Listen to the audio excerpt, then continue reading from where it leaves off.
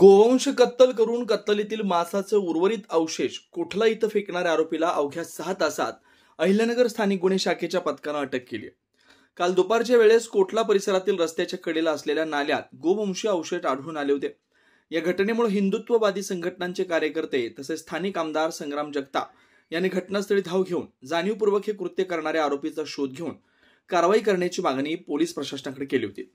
या मागणीकरता बराच वेळ महामार्गावर रास्ता रोको आंदोलन सुद्धा करण्यात आलं होतं। घडलेल्या घटनेची गांभीर्याने दखल घेत जिल्हा पोलीस अधीक्षक सोमनाथ घारगे यांच्या सूचनेनुसार तसेच स्थानिक गुन्हे शाखेचे पोलीस निरीक्षक किरण कुमार कवाडी यांच्या मार्गदर्शनाखाली पथकानं आरोपीचा शोध घेऊन त्याला अटक केली।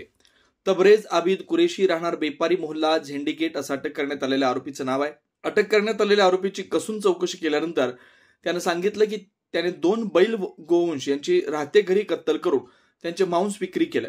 सदर कत्तल केल्यानंतर कत्तलीतील वेस्ट मांस व अवशेष फेकून देण्याकरता ओळखीचे 2 विधी संघर्षित बालक यांना मोपेड गाडी देऊन त्यांना त्या कामाच्या बदल्यात पैसे दिले।